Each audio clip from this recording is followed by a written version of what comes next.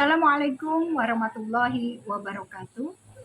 Dalam materi kita hari ini memahami apa itu psikologi industri. Psikologi industri adalah perilaku seorang tenaga kerja ketika dia melaksanakan proses pekerjaannya sesuai dengan kebutuhan pekerjaan itu untuk mencapai standar kerja dari pekerjaannya sendiri. Nah, oleh karena itu, di dalam memahami psikologi industri, yang kita pahami itu adalah perilaku tenaga kerjanya, baik itu karyawan maupun instansi pegawai dalam instansi pemerintah. Nah, ada beberapa faktor yang mempengaruhi psikologi industri. Faktor yang pertama itu adalah faktor situasional. Nah, apa saja pertimbangan yang harus dilakukan di dalam faktor situasional ini? Faktor situasional ini adalah kondisi di mana seseorang itu melaksanakan proses pelaksanaan kerja. Nah, banyak faktor pertimbangan yang perlu dipahami oleh seorang tenaga kerja. Yang pertama itu adalah ekologisnya. Jadi ekologis ini adalah bagaimana seseorang sebagai tenaga kerja itu memahami lingkungannya, lingkungan tempat di mana dia bekerja. Nah, lingkungan ini bisa terhadap situasi yang tidak bergerak maupun yang bergerak gitu ya. Situasi yang tidak bergerak misalnya suhu udara, kemudian cat dinding dari kantornya, misal juga suasana-suasana kenyamanan, kebersihan gitu ya, atau suara bising di tempat bekerja itu sendiri. Nah, faktor ekologis ini akan bisa dipahami dengan baik oleh seorang tenaga kerja jika dia memahami kebutuhan dari pekerjaan itu. Apa saja kebutuhannya untuk melaksanakan pekerjaan itu sendiri sesuai dengan standar kerjanya. Jadi jika misalnya ya seseorang tadi bekerja di pabrik, ya tentu dia akan dihadapkan oleh suara-suara bising dari mesin pabrik. Nah, artinya secara ekologis seorang tenaga kerja harus bisa memahami, oh inilah situasi kerjanya untuk bisa memahami kebutuhan dari pekerjaan itu, artinya kita harus akrab dengan suara bising dari mesin-mesin pabrik. Seperti itu ya. Nah, kemudian yang kedua, pertimbangan yang harus dilakukan itu adalah pola komunikasi yang dilakukan di dalam perusahaan itu. Nah, pola komunikasi ini terbentuk dari struktur organisasi yang ada di dalam perusahaan. Kalau organisasi menengah dan kecil, itu tentu struktur organisasi itu masih pendek dan sederhana. Sehingga pola komunikasinya juga masih singkat ya, pendek dan juga sederhana. Nah, ini akan berimbas kepada apa? Pengambilan keputusan di dalam perusahaan itu akan lebih cepat dilakukan gitu ya.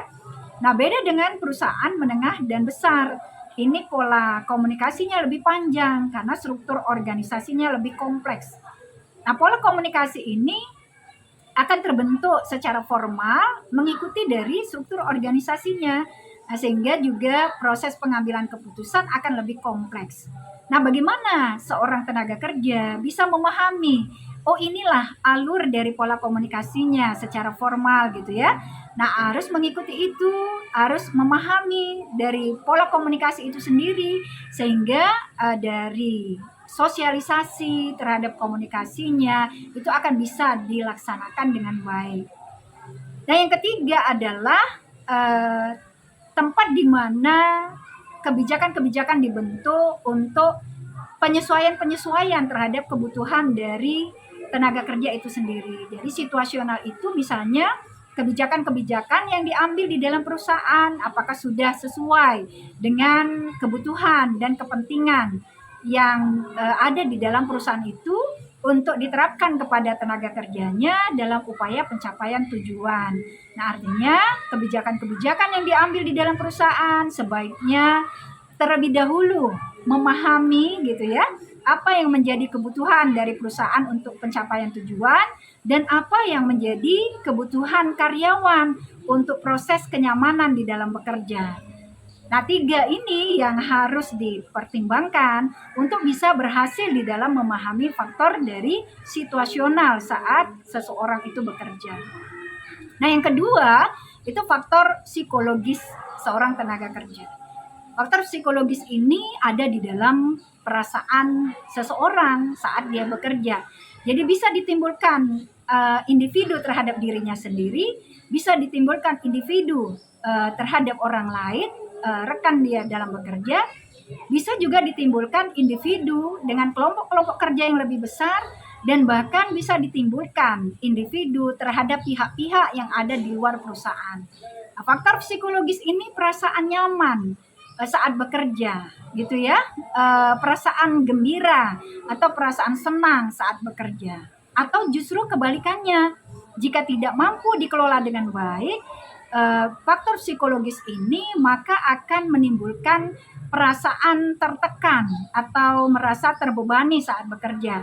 Nah ini juga jika dibiarkan berlarut-larut, maka akan menimbulkan yang namanya stres dalam bekerja.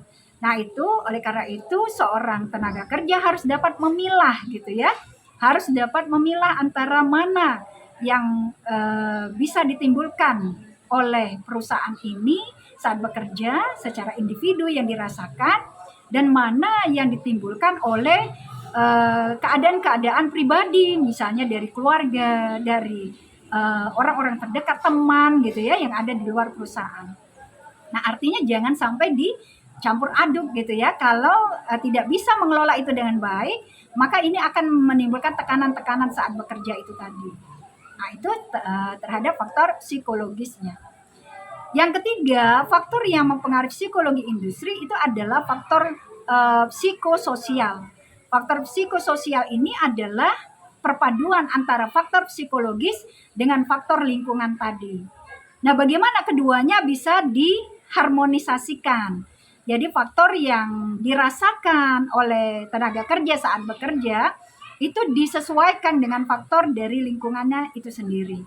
Jadi contohnya bagaimana kita misalnya karyawan baru biasanya ya, karyawan baru membutuhkan penyesuaian yang besar, sehingga kadang-kadang ketika tidak mampu melakukan penyesuaian dengan baik akan menimbulkan perasaan resah, perasaan gelisah, dan bahkan menimbulkan ketidaknyamanan gitu ya.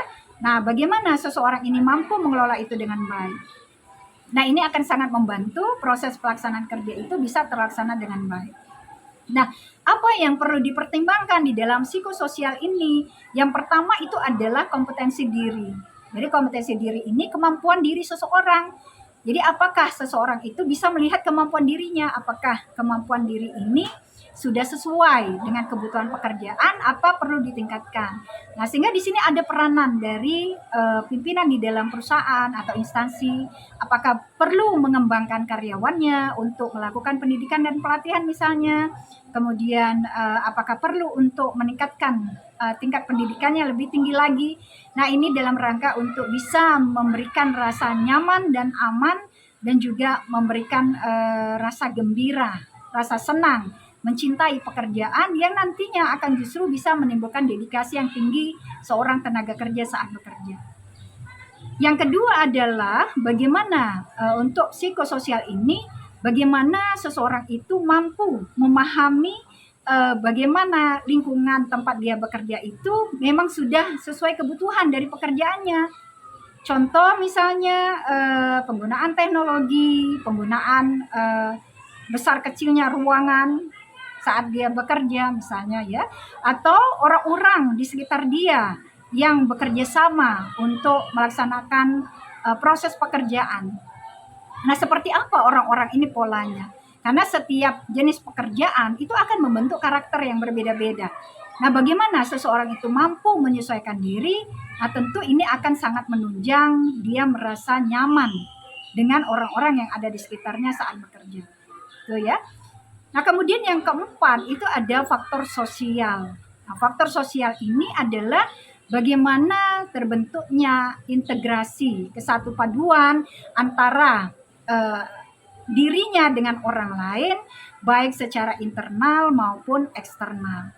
Jadi seorang tenaga kerja itu membutuhkan kesatu paduan saat bekerja. Kesatu paduan ini adalah pola kerjasama yang terbentuk dengan baik antara dirinya dan orang-orang yang ada di sekitarnya. Nah, bagaimana seseorang itu mampu menyesuaikan diri dengan baik, itu akan sangat menentukan apakah dia dapat menyelesaikan pekerjaan itu sesuai dengan standar kerjanya. Nah, oleh karena itu, jika hubungan secara internal terbentuk dengan baik, dalam arti integrasi, kesatu paduan dari pola kerja itu terbentuk dengan baik, maka ini akan menimbulkan kerjasama yang solid, kerjasama yang bersatu antara satu bagian dengan bagian yang lain, akan membentuk mata rantai dari pola pelaksanaan kerja yang baik, terjalinnya hubungan kerjasama yang baik. Nah, ini dapat meminimalisir konflik yang akan bisa muncul di dalam perusahaan itu. Nah, jadi untuk faktor sosial yang pertama itu yang perlu dipertimbangkan adalah pembentukan integrasi, kesatu paduan antara satu tenaga kerja dengan tenaga kerja yang lain, baik secara internal maupun eksternal. Yang kedua adalah yang perlu dipertimbangkan penyesuaian diri yang bisa dilakukan oleh seorang tenaga kerja akibat dari kompetensi yang meningkat, dalam arti pemahaman yang meningkat, pengetahuan yang meningkat, keahlian yang meningkat, keterampilan yang meningkat. Jadi kalau misalnya kemampuan kita meningkat, keahlian meningkat, itu tentu kita akan mampu melaksanakan pekerjaan itu sesuai dengan perubahan yang terjadi. Jadi contoh misalnya suatu perusahaan itu tentu harus melakukan kreativitas, inovasi terhadap produk atau jasa yang dihasilkannya. Nah, untuk bisa melakukan inovasi-inovasi tentu ada perubahan-perubahan yang terjadi di dalam perusahaan itu sebagai kebijakan. Nah, tenaga kerja yang tidak mempersiapkan diri terhadap perubahan itu tentu akan sangat sulit mengikuti pola perubahan itu. Akibatnya apa? Si pimpinan di dalam perusahaan ini akan sulit mengajak karyawannya untuk mampu meningkatkan gitu ya, meningkatkan kreativitasnya, meningkatkan inovasinya.